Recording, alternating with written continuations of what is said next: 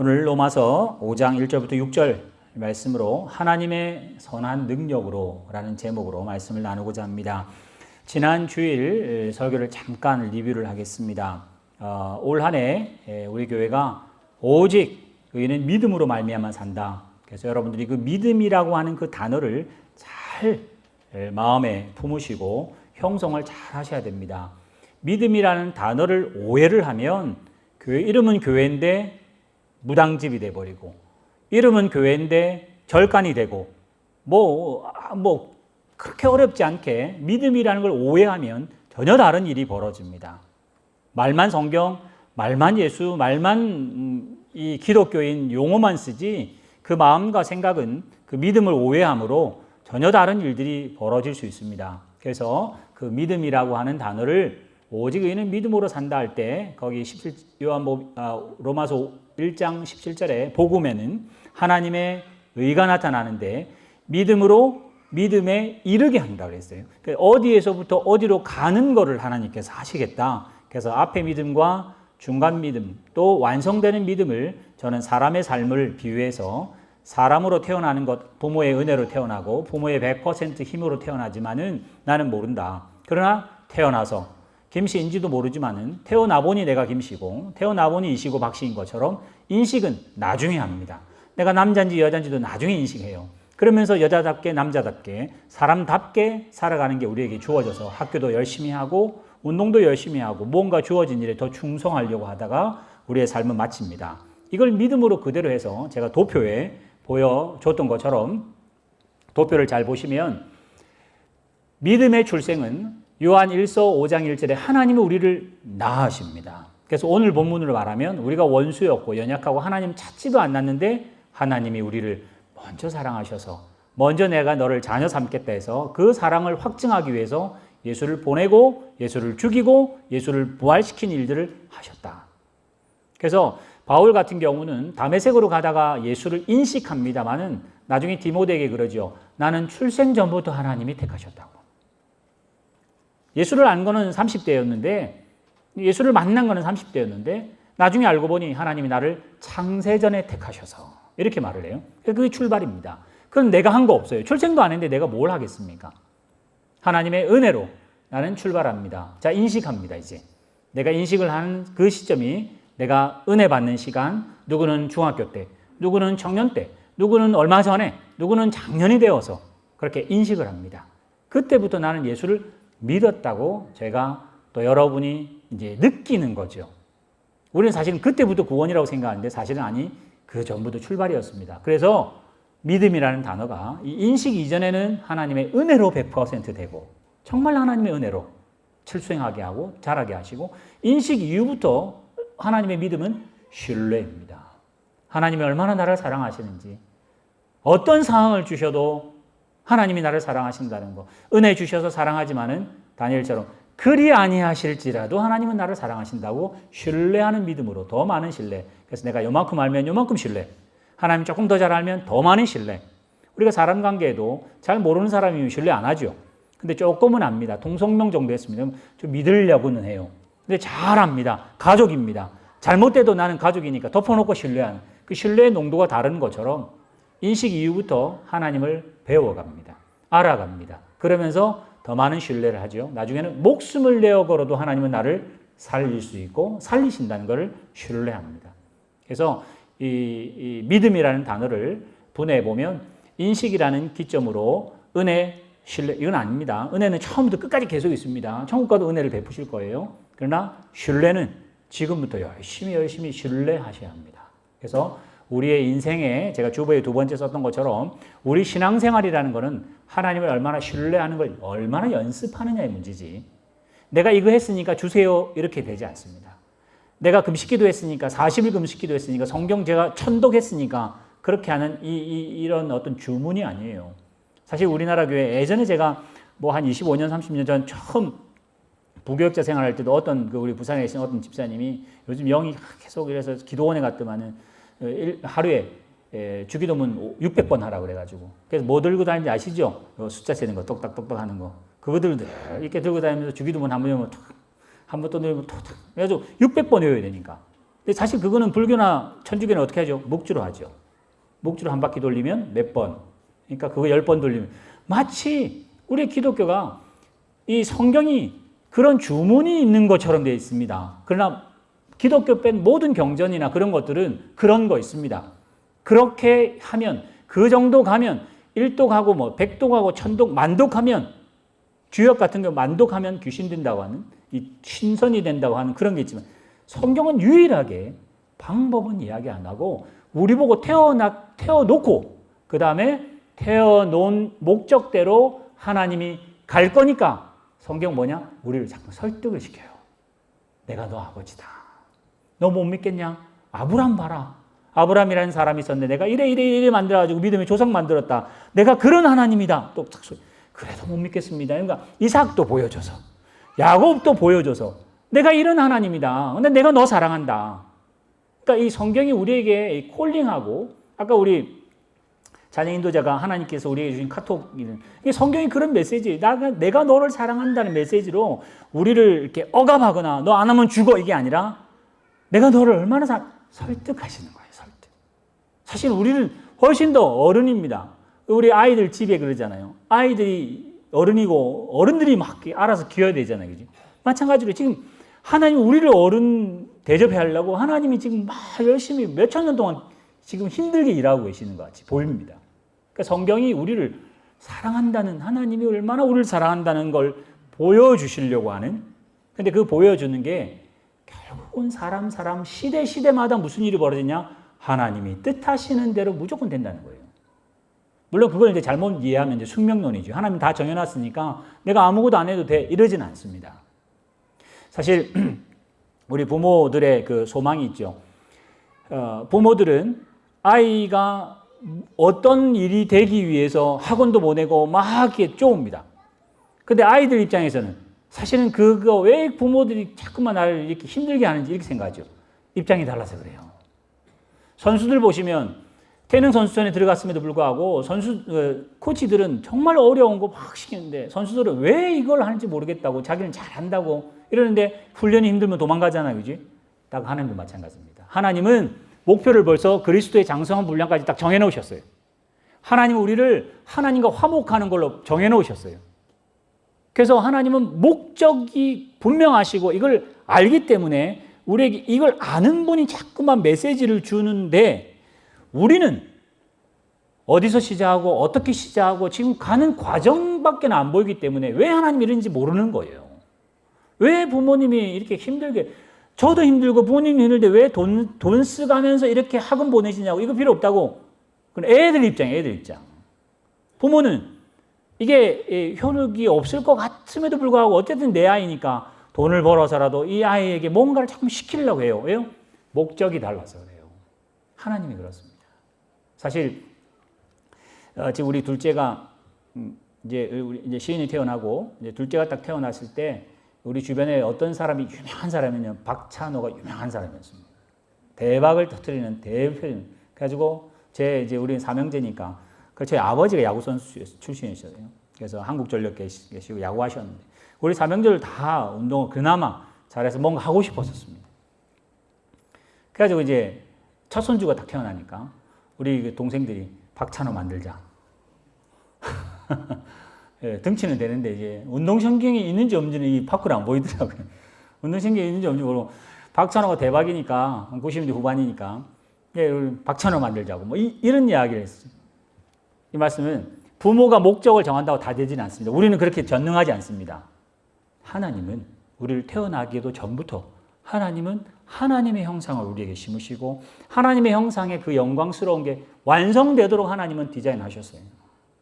지금 우리의 모양이 어떻든 상관없이 평생 하나님을 거역하고 또 거역해도 하나님께서 예수를 보내고 예수의 사역을 보고 십자가를 해서 부활시키셔서 첫 열매를 딱 맺으니까 두 번째, 세 번째, 네 번째, 100번째, 10,000번째 열매인 우리들은 첫 열매가 똑같은 거 맺게 돼 있어요. 나무가 그 나무니까. 그건 하나님이 하시겠다는 이야기. 가지가 뭐 튼다고 되는 일이 아닙니다. 그건 뿌리가 그렇고 그 나무가 포도나무니까 포도를 맺힐 수밖에 없도록 하나님이 하시기로 하셨다는 이야기입니다. 그래서 아까 제가 보여드렸던 그 모습처럼 믿는 우리들은, 특별히 믿음으로 난 우리들은 지금 뭐 형편이 어떤지 내가 믿음이 크든 작든 상관없고 하나님의 영원한 것 같은 고집, 하나님의 그 열심, 하나님의 능력 때문에 여러분은 끌려가게 되어 있습니다. 어디까지요? 그리스도의 장성한 분량까지. 지금은 하나님 말도 안 되게 바닥을 기고 있지만은, 믿음도 없는 우리고 원신도 안 하는 우리들이지만은 하나님께서, 부모인 나의 하나님께서 하시겠다고 하셔서 그렇게 스토리를 만들어 갑니다. 그게 그렇게 했다는 것이 성경의 기록이지, 성경을 달달달 외우고, 우리 성경 요즘 늘 우리 성도들 잘 읽는 것처럼 성경을 10독, 100독, 1000독 했다고 업적이 쌓이거나 구원을 우리는 보장받을 수 있지 않습니다. 성경은 그런 용도가 아니에요. 성경은 우리에게 하나님 사랑한다는 하나의 메시지가 정말 중요하지. 이 성경책 너무 중요해서 우리 어렸을 때 이거 성경 밟으면 난리 났습니다. 성경은 바닥에 두는 게 아니에요. 이거는 항상 위에 모셔놔야 돼요. 이건 함부로 뭐 이렇게 던졌다가 뭐 특징 이런, 그건 난리나. 너무 그러지 않습니다. 책입니다. 책 내용이 있는 우리한테 너무 중요해야 되는데, 책 자체는 너무 중요하죠. 여기다 금장 나가잖아요. 금장 해가지고. 책은 안 중요합니다. 책에서 하나님이 나를 사랑하신다고, 부모인 하나님이 나를 사랑한다는 그 메시지입니다. 그래서 우리 이번 한 주간, 지난 한 주간까지 우리 창세기 다 읽었잖아요. 지금 출애굽기 읽고 있어요. 제가 한 사람 아브라함 말씀드렸고, 사실 이삭, 야곱, 하나님께서 그 사람 만들어서 결국은 죽을 때 하나님을 하나님으로 인정할 수 있지 않을 수 없는 자리로 히브리서 11장 가면 나온다. 그게 하나님의 역사다. 근데 요셉 잘 보세요. 요셉. 자, 오늘 요셉 이야기하겠습니다. 요셉이 사실은 17살에 팔려가거든요. 그럼 15, 16살쯤에 언젠가는, 지금 한 중, 고 1, 2, 요 정도 소년이었을 때 하루는 꿈을 꾸잖아요. 그지? 근데 사실 이 꿈을 요셉이 꾸고, 우리는 다 지금 신약 사람은 요셉을 꿈의 사람이다. 그래서 꿈은 이러지만 절대 그 꿈은, 요셉이 꾼 꿈은 요셉 스스로도 개꿈인 줄 알았어요. 왜냐? 이건 말도 안 되는 꿈이었거든요. 그래서 그냥 농담 삼아 형한테 이야기하고 아버지한테 이야기하는 거였지, 정색을 하고 아버지, 형님 잘 들으세요. 앞으로 당신들 꾸를 거니까 알아서 하세요. 이렇게 절대 할 수가 없는 분이에요. 그리고 거기 잘 보시면 형들은 우락바락하지만 아버지는 야단쳐요. 감히 네가 어디라고 지금 형들하고 아버지 엄마를 무릎 꿇을, 이러면서 거기 보면 야곱이 야단을 치는 분위기가 나옵니다. 그 정도로 사실은 꿈에 대해서는 뭐 그렇게 요셉이 그렇게, 아이고 우리 꿈 안 꿨으면 내가 핍박 안 받을 텐데, 이렇게 될 만한 별로 안 좋은 꿈이었는데, 하나님 입장에서 보면 사실 이 꿈대로 하려고 10수년 후에, 정확하게는 22년 후에, 23년 후에, 왜냐면 39살 때 무릎 꿇거든요. 그러니까 하나님은 목적이 있으시고, 목적에서 보니까 지금 꿈을 22년 전에 주셔도 하나님은 아셨어요. 근데 22년 전에 받은 이 요셉 청년, 학생인 이 중고등부 학생인 이 요셉은 이 꿈이 말이 안 되는 꿈이었다. 이렇게 생각했어요. 그래서 그 꿈 때문에 팔려갑니다. 팔려갔을 때 요셉이 얼마나 놀랬겠습니까? 형님 제가 꾸고 싶어서 꿨습니까? 이거 절대 아닙니다. 뭘 했을 거 아니에요. 자기를 그 우물속에 집어넣었을 때 죽는 줄 알았을 거 아니에요. 그리고 형이 딱 끄집어내니까 이제 형이 살려주나 싶었더만은 이 팔아버리네. 팔아가지고 종살이하고 종살이도 하나님 앞에 잘 한다고 그 돼 있어요. 어쨌든 열심히 했는데 그 또 누명을 쓰고 감옥에 들어갑니다. 감옥에 들어가서 참 오랫동안 있는 동안에 하나님께 별로 소망을 안 뒀다는 듯 보이는 기분이 뭐가 있냐면, 그 술 맡은 관원장한테 부탁을 하지 않습니까? 이제는 하나님께 매일 기도했었을지 모르겠습니다. 우리는 사실은 너무 위인에서 소급해서 보니까 감옥에서 요셉은 믿음이 있을 것 같죠. 절대 안 그렇습니다. 시편 105편에 보면 뒤집어진다는 표현이 나옵니다. 시편 105편에 보면 그 꿈을 하루는 두 사람이 꿉니다. 술 맡은 관원장. 이 사람은 죽습니다. 당신은 복직할 겁니다. 그래서 뭐라고 그러죠? 당신이 복직하거든. 저를 꼭 생각해 주십시오. 전 정말 억울하게 들어왔습니다. 그래가지고 만약에 그 술 맡은 관원장이 정말 복직이 됐어요. 그래서 임금 앞에 갔습니다. 그래서 생각이 나서, 임금님, 그 파라오는 뭐 황제니까, 파라오님, 제가 감옥에 있을 때 여차에 챘는데 그런 소년이 있었습니다. 그럼 뭐라고 했어요? 그 파라오가 뭐라고 했겠습니까? 그래, 잘 됐다. 굿언유 이러는 거거든요. 그냥 뭐, 왜 그럴까요? 지금 파라오는 꿈을 안 꿨거든요. 그러니까 하나님이 또 참, 뭐랄까요. 안타깝게 하나님이 2년 후에 꿈을 주세요, 또. 그럼 이 2년은 아무 이유 없이 요셉은 또 감옥 속에서 썩어야 돼요. 사실 우리는 하나님이 함께 하시고, 하나님이 전능하시고, 내가 믿음을 잘 지키면 내가 원할 때 꿈 바로가 알아서 탁탁 꿀 것 같아요. 그러지 않습니다. 우리의 대부분 많은 신앙생활은 파라오가 꿈을 꿀 때까지 우리는 감옥에 있는 것이 성경적이고 하나님의 섭리라고 생각하시고 아멘 하셔야 돼요. 그게 어려워요. 하나님이 함께 하시고 형통하면 감옥이 뭐야, 감옥이. 착착착 성공해서 가야지가 아니라 하나님은 결론이 있으시잖아요. 지금 뭔가 하시려고 하잖아요. 나중에 요셉이고 형이고 다 고백하잖아요. 그지? 45장에 50장에 가면 다 나오거든요. 지금 근데 하나님은 너는 감옥에 아직 있어야 된다. 이해가 안 되는 거예요, 요셉에는. 근데 하루는 2년이 지난, 그 2년이 지난 그때 바로가 꿈을 꿔요. 말도 이상한 꿈을 하나 딱 꾸고는 이걸 어떻게 해야 되냐. 온 나라 사람 아무도 못 풉니다. 그때 술 맡은 관원장이 내가 그때 까먹었습니다. 참 죄송합니다. 임금님 제가 여차여차해서 여차여차한 청년이 있는데 데려오라고. 솔직히 그 꿈 한번 딱 해석하는 그 자리에서 바로 네가 제일 총명하고 너희가 믿는 하나님이 진짜 하나님이다. 내가 이거 옥새 빼서 너 주마. 이름만 내가 그 가문만 내가 임금은 가문이지 모든 권세는 네가 가지라 하면서 요셉에게 줘요. 그지? 요셉. 그리고 이제 해피엔딩 끝났으면 좋겠는데 또 그러진 않습니다. 그래서 하여튼 앞에 7년 풍년이 있고 뭐 이러잖아요. 요셉을 잘 보시면 제가 이거 성경 퀴즈 내면 딱 이거 꼭 냈을 것 같아요. 요셉은 몇 번 울었을까? 몇 번 울었을까?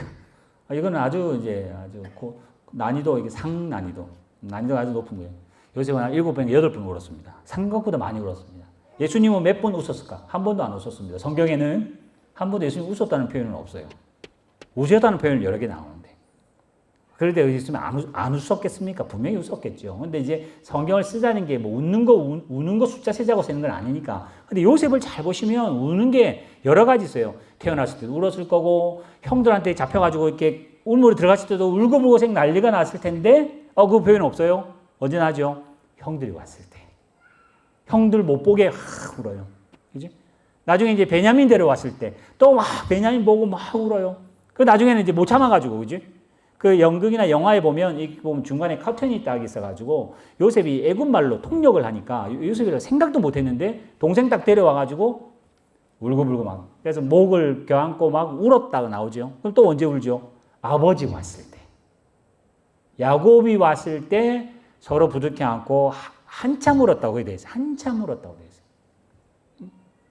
있어요. 이제는 울 일이 없을 것 같죠. 자, 본문 보여주세요. 창세기 50장에 가면 창세기 50장 15절부터 보면 14절에 야곱이 죽습니다. 그래서 그 애굽에서 장사를 안 하고 저 가나안 땅 아브람, 사라, 이삭, 리브가 그다음에 레아를 했던 막벨라 굴에 이제 야곱도 묻어 달라 그래요. 그래서 이제 거기 가서 장사를 크게 전국적으로 정말 뭐죠? 나라장으로 하여튼 합니다. 자, 이제 돌아옵니다. 돌아와서 요셉의 형들이 뭐라고 그러냐? 야곱이 죽은 거를 모르지는 않을 거 아니에요. 야곱이 죽고 난 다음에 생각을 했습니다. 요셉이 아버지 살았을 때는 참았는데, 이제 아버지 죽었으니까 우리한테 이제 앙심을 이렇게 표현할 수도 있겠구나라는 걱정이 생겼어요. 그래서 16절 잘 보시면, 이게 이제 문학적이고, 이게 국어 실력인데, 요셉에게 말을 어떻게 해요? 전하여가 뭐죠? 누구 시켰다는 소리지. 형들이 직접 못 갔다는 이야기죠. 직접 갔다가 한 칼에 맞아 죽을까 봐. 사신을 보내든지 아니면 형 대표 중에 누군가 한 사람 가든지 아니면 그냥 베냐민을 대신해서 보내든지 하여튼 누군지 모르지만은 요셉에게 말을 전하라고 합니다. 뭐라고 전하라 그러죠? 당신의 아버지, 우리 아버지 야곱이 죽기 전에 우리한테 이렇게 명령하셨습니다. 유언을 또 하셨습니다. 요셉 못 들었지만은 유언하셨습니다. 너희가 이같이 요셉에게 이르라. 그래서 이르기를 너의 형들이, 이 야곱이 따옴표하고 야곱이 하는 소리예요. 요셉아 너의 형들이 너에게 악을 행했을지라도 이제 바라건대 그 형들의 허물과 죄를 용서해라. 아버지가 그를 말했습니다. 그러니 아버지의 하나님, 당신 아버지 하나님의 종들인 우리를, 자기 굉장히 나누잖아요. 당신의 아버지의 하나님의 종, 그지? 있는 우리들의 죄를 이제 용서하소서. 그래요. 그러니까 요셉이 딱 들었습니다. 들어서 울었어요. 그러니까 이제 그 다음에 18절에 그들의 형들이 또 친히 와서 두 번째 왔다는 이야기죠. 친히 있었잖아요. 친히 와서 요셉 앞에 넙죽 엎드려서 우리는 당신의 종들입니다. 그러니까 요셉이 두려워하지 마십시오. 제가 어째 이 큰 소리 안 쳤을 거 아니에요. 낮은 목소리로 형님들 두려워하지 마십시오. 내가 하나님 대신하겠습니까? 당신들은 나를 해치려고 한 건 사실이지만은 하나님은 그것을 선으로 바꾸셨습니다. 그래서 오늘 같은 이 상황이 시츄에이션이 벌어진 겁니다. 그러니 걱정하지 마십시오. 제가 당신뿐만 아니라 당신의 자녀들도 다 기를 테니까 걱정하지 마십시오. 어떻게 해요? 간곡히. 간곡한 말로. 이 간곡히는 수식하는 거 아니에요. 이 마음속 깊은 곳으로 그냥 그들에게 말로 위로하니라 할 수 있는데 간곡히가 들어가. 굉장히 이 심 밑에 깊은 곳에 있는 말로 위로했다 했어요. 자, 다시 돌려주세요. 17절. 거기 보면 사실 17절에 있는 이야기가 진짜일까 거짓말일까는 모르겠습니다. 1번. 야곱이 잔머리가 아주 좋으니까 그 형들이 이제 이렇게 와서 만났잖아요. 그지? 야곱이 요셉을.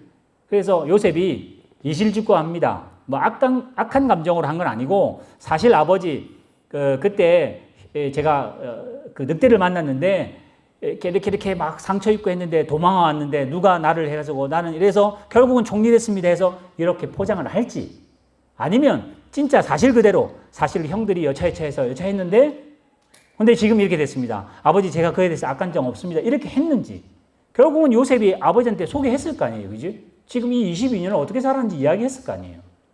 그러니까 그렇게 봤을 때 제가 봤을 때는 그러니까 좋게 평가하면 요셉이 사실대로 이야기하고 또 형도 다 용서한다 그러고 뭐 이렇게 했을 것 같아요. 근데 이제 그럼에도 불구하고 보험용으로 야곱이 형들에게 너 내가 죽으면 여차여차해라. 뭐 혹시 모르니까 뭐 이렇게 했을 수도 있을 것 같아요. 아닐 수도 있고 형들이 그냥 자기가 이렇게 두려우니까 그냥 살짝 뻥을 좀 쳐서 아버지가 이랬답니다. 요셉님 이제 동생이지만 요셉님이 될 거 아니에요. 요셉님 우리를 용서해 주세요. 이렇게 되는 수도 있어요. 뭐 어쨌든 간에 17절은 그냥 상황이 벌었어요. 여기 제가 질문 하나 합니다. 17절 제일 마지막 보세요. 그 형이 전해준 그 사신의 말을 그에게 하는 말을 듣고 요셉의 반응이 뭐죠? 울었어요. 자, 이게 마지막 울음인데 왜 울었을까? 왜 울었을까요? 집사님 뭐라고 했어요? 불쌍히 여겨서. 왜 울었을까? 이게 그렇게 뭐 울 일은 아닌데 지금. 형 만나는 거는 이 감정이 격하니까 울 수 있는데 이건 뭐 이걸 왜 이걸 울었다고 했을까? 사실 이 분위기상은요 참 이 운다는 게 참 애매모호합니다. 그래서 제가 뭐 주석은 여기 와서는 호주 와서는 주석을 살 수나 뭐 이런 책이 별로 없으니까 서치를 막 했어요. 그 우는 거에 대해서 그렇게 관심을 안 가졌고 또 우는 거에 대한 특별한 해석은 별로 없더라고요. 결국은 그겁니다. 근데 제가 생각할 때도 그런 것 같은데 왜 울었을까? 그만 말씀대로 불쌍히 여겨서 민망히 여겨서 아니 제가 그 전에 말했던 45장에 말했던 형들 당신은 나를 팔았지만 하나님이 그 선을 바꾸셨습니다. 하나님이 이렇게 하시려고 이 모든 세상 사람들을 먹여 살리려고 하나님이 선을 베푸신 것 때문에 당신들이 나를 팔았다고 염려하지 마십시오. 이러면서 사실 요셉은 체험하는 게 하나님의 그 크시고 높으심을 진짜 몸소 체험했었어요. 몸소 체험했기 때문에 하나님의 은혜, 용서, 긍휼 몸소 아는데 그 말을 그대로 형들에게 줬는데도 불구하고 형은 불안해요. 혹시나 요셉의 신경을 살짝 긁어서 신경질 나면 죽일까 봐. 혹시나 왜 지은 죄가 있어서. 그래서 제가 이거 보면서 대비를 하자면 이 형들은 우리 같고 이 요셉은 예수님 표상 같아요. 예수님이 웃지 않고 늘 운다고 한 것 중에 하나가 예수님이 십자가 지시기 전에 십자가 지고 할 때 나를 위해 우지 말고 너희 자녀들 위해서 울어라. 예루살렘아 예루살렘아 이러면서 내가 부른 적이 몇 번인데 그렇게 하냐. 이 다 긍휼함과 민망함 때문에 예수님이 울으시는 거거든요. 대표적으로 요한복음 11장에 가면 내가 나사로를 살리러 갑니다. 예수님이 나사로를 살리러 갑니다. 제가 만약에 사람 살릴 능력이 있으면 예수님이 가면서 그 무덤 보고 울겠습니까? 걱정하지 말라고 막 큰 소리 치고 내가 죽은 사람 살릴 거니까 이래야 되는데 예수님은 그 무덤 보고 나사로 무덤 보고 울어요. 왜 울을까요? 예수님은 예수님이 하나님이신데 인생이 이래 죄의 결과가 이렇다는 것을 예수님께서 민망히 여기시는 거예요. 불쌍한 거예요. 긍휼히 여기는 마음이 있으신 거예요. 인생이라는 것은 다 죄 가운데 있어서 누구 관계없이 다 사망의 저 음침한 골짜기로 가야 되고 썩을 냄새 나는 시체가 돼야 될 사람, 내가 사랑하는 사람의 운명이 그렇다는 것을 예수님께서 우시는 거거든요. 그래서 우는 건 이제 울지만은 나중에 이제 부활하셔서 다 우리를 부활시키기 때문에 그 눈물이 기쁨으로 바뀌긴 합니다만은 그래서 오늘 여기 보면 요셉이 분명히 참 민망히 여겼던 긍휼히 여겼던 마음, 형들 보고 왜 이렇게 믿음이 없습니까? 하나님이 당신을 얼마나 사랑하시는데 네가 지은 죄가 크긴 하지만은 그 죄하고 하나님의 사랑은 비교가 안 됩니다. 염려하지 마십시오. 발 쭉 뻗고 주무십시오. 그러면서 답답해하는 마음이 지금 여기는 운다고 표현한 것 같아요. 우리는 안 그러나요? 성경이 그렇게 우리 사랑한다고 말하는데도 우리는 못 믿습니다. 그렇죠? 성경이 예수님을 보내가지고 죽여버리고 나를 사랑한다 했는데도 불구하고 뭘 먹을까? 뭘 마실까? 뭘 입을까? 우리는 또 걱정하잖아요. 그 걱정하는 거 보고 하나님은 아마 우실 수 있겠다 생각했어요. 하나님 보좌 우편에서 성령이 그 안타까운 심정으로 기도하는 딱 그 마음이 이 요셉의 마음이었던 것 같아요. 그런 모습 보면 참 우리는 믿음이 너무 약해서 믿음이 없지는 않습니다. 우리 믿음은 유치부도 안 되고 영아부 정도 수준밖에는 사실 안 되지만 그래도 믿음이 있는 거 아니에요. 하나님이 출생시키셨으니까. 그러면 이제 어떻게 되냐? 하나님이 출생시켰으면 하나님이 하실 거다. 그렇다고 이제 우리는 무방비 이건 아닙니다. 주어진 일에 최선을 다하고 더 신뢰하는 걸로 그 신뢰 실력이 구구단이었다가 이제는 방정식으로 고차 방정식으로 뭐 벡터까지 점점 이게 수준이 높아지셔야 되는 것에 믿음이라고 하는 단어를 쓰셔서 내가 믿었으니가 아니라 제가 하나님 못 믿었는데 이만큼 신뢰했는데 죄송합니다. 하나님께 이만큼 신뢰라고 하는 것은 하나님을 모욕하는 것밖에 안 되는데 하나님은 사랑을 이만큼 주는데 난 이만큼 받았다고 막 말하니까 하나님 죄송합니다. 제가 더 사랑하겠습니다. 더 신뢰하겠습니다. 그 신뢰가 커나가는 걸 우리는 신앙생활이라고 해야 되는데 대부분 성경 백독했다고 큰 소리치고 오늘 40일 금식했다고 남들 안 하는 사람 보고 자꾸만 흘기고 핀잔하고 그건 교회가 할 일이 아닙니다. 그래서 저는 오늘 이 예배 가운데 사실은 제가 정말 좋은 뭐 그렇다고 이분이 뭐 정답이다 뭐 이건 아닙니다. 근데 이분의 그 신앙이 우리가 가야 할 좋은 방향을 정말 잘 제시합니다. 우리 찬송가에도 그런 스토리 너무 많은데 이제 얼마 전 우리가 사는 이 시대에 있는 분이었기 때문에 제가 이걸 한번 보면서 여러분 찬송도 한번 하고 또 이분들 한번 살펴보는 그래서 성경으로도 보이지만은 요셉의 삶으로 하나님을 우리를 깨닫게 하는 것처럼 좀 멀다 싶으면 이 지금 유튜브로 제가 한번 하나 볼 겁니다. 이분의 걸 하나 보면서 우리도 우리 교회도 믿음이라면 저렇게 살아야 되는구나 라는 감을 오늘만큼 하루만큼 예배 한 번만큼 성장했으면 좋겠다라는 생각이 들어요. 그래서 그 본 헤퍼라고 하는 사람의 영상을 잠깐 한 2, 3분 정도 보도록 하겠습니다. 한번 유튜브 한번 틀어주세요. 자기의 이 죽지만은 이 39살이라고 그랬잖아요. 그지? 39살 지금 우리 아시죠? 그 80년생 그 초반에 있는 분, 그 나이쯤 지금 우리로 말하면 굉장히 젊은 아직 결혼 안 한 그 청년이 자기 약혼자와 또 다른 데 보니까 가족들에게 시를 썼다. 그래서 정말 여기 보면 되는 거 하나도 없고 감옥에서 지금 죽지만은 이룰 일 기대하고 그렇지? 하나 되게 하실 것 기대하고 또 노래 보면 이게 독일스러운 노래입니다. 좀 미국스러운 노래하고 독일스러운 노래 조금씩 굉장히 좀 높은 음 없이 조용하게 이제 마치 수도원 같은 그런 분위기죠. 그래서 그 가사 자체가 제가 볼 때 믿음이라는 거는 이렇게 표현되어야 되는구나. 믿음이라면 내가 열심히 경건하게 남 못하는 것, 그 어떤 그 신비한 위치에 올라가서 남을 이렇게 내려보거나 내가 성공한 거 가지고 남을 이렇게 누르는 게 아니고 하나님이 결국 하실 천국. 또 지금은 정말 눈물로 흘리고 이렇게 살아가지만은 죽음조차도 하나님이 그리실 거에 대해서는 방해될 수 없는 이런 모습 보면 사실 우리는 오직 의인은 믿음으로 산다 이러면 이제 믿고 우리 교회가 뭐 잘해봅시다. 그러지 않고 어떤 면에서는요, 제가 담대하라고 말은 못하지만은 이제 이 믿음 있는 하나님이 부르신 성도라면 담담하게 살아가는 것은 꼭 필요하겠다. 너무 쪼잔하게 하지 말고 너무 이렇게 싸우고 막 이러는 거 좀 내려놓고 조금 손해보는 거에 대해서 너무 부글부글 끓지 말고 조금 더 뭐 그게 갑자기는 안 되잖아요. 그렇지? 조금 더 여유 있게 조금 더 참고 조금 더 내 마음을 너무 미루지 말고 힘든 일이 있어도 조금 담담하고 아마 이분이 이러면서 아까 우리가 어떤 의사가 그분의 마지막 기도 보고 그렇게 50년 평생 이런 죽음은 처음 봤다는 것처럼 사실 그게 하나님이 원하시는 소금과 빛의 역할인데 우리는 내가 나가서 어쨌든 살아서 내가 한번 세상을 뒤엎어버리라. 우리 교회 하나님 믿음으로 해서 우리 성도들이 힘을 해서 이 부르짖음을 한번 뒤집어보자. 그렇게 믿음 아닌 것 같아요.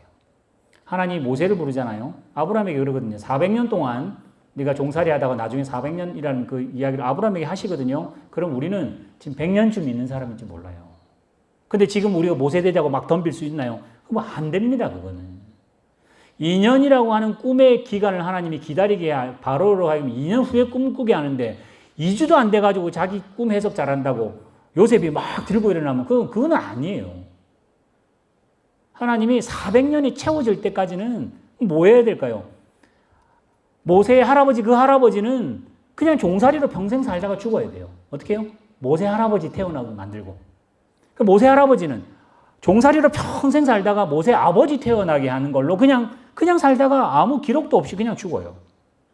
모세 아버지로 태어났는데 그 아들이 태어났을 때 다 죽으니까 어쩔 수가 없어서 막 허둥지둥 하다가 아들 강물에 띄워놓는 거 하면서 발발 떠는 그거밖에 할 게 없었어요. 근데 그게 믿음이랍니다.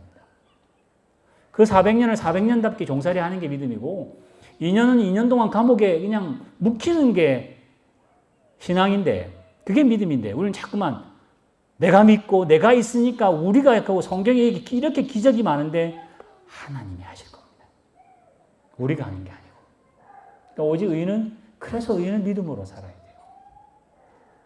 믿음으로 모든 것이 가능하다? 아니요. 그 바울이 말했던 그 빌립보서도 마찬가지로 그 옥중서신이잖아요. 여기 옥중서신이잖아요. 어떻게 해요? 내게 능력 주신 자 모든 걸 다 할 수 있다. 모든 걸 다 할 수 없습니다. 어떤 거요? 하나님 전하는 일에는 어떤 상황에도 나가 다 견딜 수 있다는 겁니다. 400년, 내가 400년도 못 살지만은 400년에 100년 동안 내가 종으로 그냥 참고 견디며 살아가는 거예요. 아예 하나님 이러시려면 안 되죠. 종이 뭡니까? 이러면서 탈출하는 거. 지가 탈출해가지고는 안 돼요. 그냥 400년 동안 모세 나올 때까지는 기다리셔야 돼요. 오늘 우리 교회도 400년이 걸릴지 40년이 걸릴지 모르겠습니다. 물론 그렇게 하루를 또 하루를 충실히 사시고 그 로마서 5장 그 10절 11절에 뭐라 그러죠? 하나님이 우리를 화목하게 만드셨어요. 예수님이. 그러면 주시는 성령으로 사랑하는 그 성령으로 가족을 사랑하고 이웃 사랑하고 그렇게 인내하고 베풀기를 힘쓰고 그냥 그렇게 현장에 있는 것을 믿음으로 산다고 표현합니다. 근데 우리는 늘 믿음이면 기적이 나타나고 믿으면 되고 믿으면 이기고 믿으면 잘 풀리고 그러지 않습니다. 풀릴 수도 있고 안 풀릴 수도 있고 될 수도 있고 안 될 수도 있어요. 그건 여러분이 마음을 안 쓰기로 작정하시는 게 그게 마음을 정하는 겁니다. 내가 눈물을 흘려도 하나님이 함께 하시니 그 길은 바른 길이니 푸른 초장으로 실만한 물가로 가는 길이니 내게 부족함이 없다고 고백하는 걸 신앙이라고 표현하고 믿음이라고 표현해야 되는데 자꾸만 오늘 믿음이 있으니까 뭐 달라고 자꾸만 하는 걸로 그렇게 갈 수 없어야 됩니다. 이 보네포의 신앙 고백과 또 이 곡조부터 이 기도가 우리 성도들의 기도가 돼서 하나님의 선한 능력을 이분은 이렇게 표현했다면 우리도 이곳에서 우리의 주어진 삶과 가정과 직장, 학교 가운데서 하나님의 선한 능력이 이렇게 빛으로 힘있게 살아가기를 주님을 축원합니다. 기도하겠습니다. 하나님, 오늘 이 로마서에 기록된 하나님이 우리를 연약할 때에, 죄인 될 때, 원수 되었을 때에 우리를 사랑하셔서 예수를 보내시고 죽이시고 부활하게 하신 그 역사의 사건으로 하나님이 나를 사랑하시고 우리를 사랑한다는 것을 확증했다고, 성경 66권을 통해서 내가 너를 사랑한다고, 내가 하늘나라 갈 때까지 내가 너와 함께 하겠다고 그렇게 말씀하시는데도 불구하고 우리는 무엇을 먹을까? 무엇을 마실까? 무엇을 입을까? 내 자존심이, 나의 양심이, 나의 성공이, 나의 삶이 남들에게 밟히지 않으려고 그렇게 참 애를 쓰고 살았던 저희의 삶을 뒤돌아보게 하시사 하나님의 선한 능력은 나를 세우려고 하는 것이 아니라 예수 세우시고 하나님의 뜻이 이루기 하기 위해서 오늘 우리 교회를 힘들게 부르셨다면 힘든 곳에서, 우리를 기쁨으로 부르셨다면 기쁜 곳에서 더 충성하는 저희를 되게 하여 주시옵소서. 우리가 담대하게 나갈 수는 없다 할지라도 하나님의 약속이 있고 하나님 말씀이 있으니 오늘 하루하루를 담담하게 또 힘있게 그렇게 살아가기를 힘쓰는 우리 모든 성도들 되게 하여 주실 줄 믿사오며 이 모든 말씀 예수님의 이름으로 기도드리옵나이다. 아멘.